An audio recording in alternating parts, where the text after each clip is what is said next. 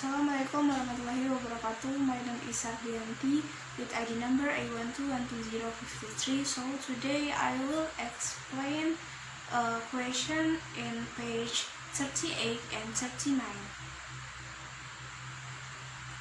The answer question number 1. Here are example sentences demonstrating the synonyms use of soundless, silent, and wordless. The soundless night, evil, paid, the foreign, broken only by the actional rules of lips. They communicated through silent notes, understanding each other without words. The wireless handphones allowed him to enjoy music without the hassle of cord or cables. Okay, the answer question. Okay, the answer question number 3. Yes, being awake and asleep or offside state. Awake refers to awareness and alertness, while asleep indicates a state of unconsciousness and disconnection from the outside world. Half awake and half asleep describe the traditional state between being fully awake and fully asleep.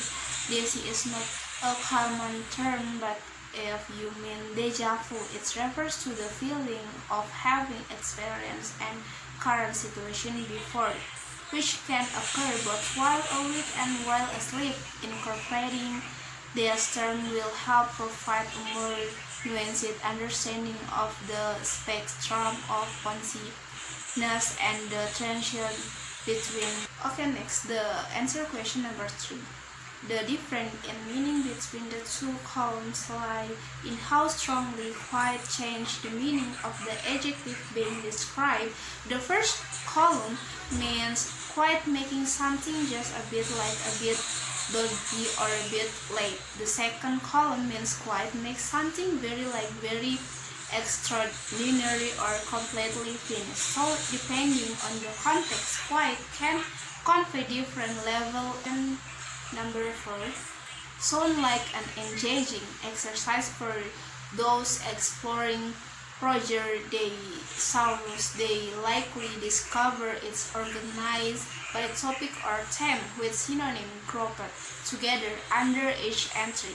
Offsides might be listed separately or cross-referenced within entries for the group exploring synonyms.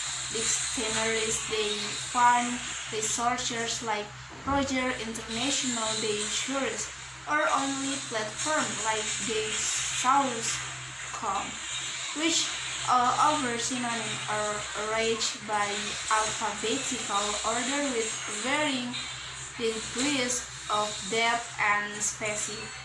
They can provide example of how these resources can help readers found alternative words to enhance their writing.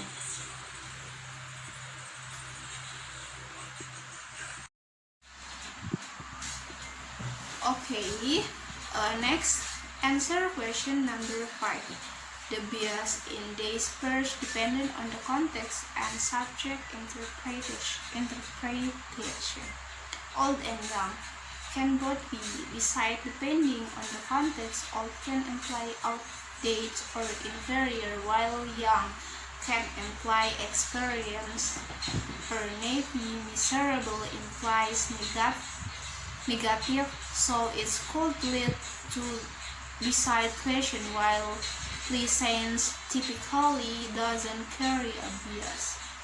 Unplaceable inherently suggests negative or undesirable, making its potential bias, whereas tasty generally doesn't carry bias.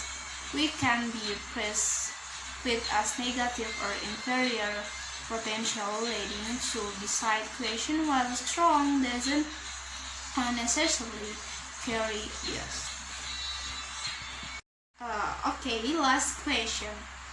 Answer the last question. An interpretive account of medication applies to royal vizier and royal correspondent in this phrase, the modifier or royal directly interaction with the head noun and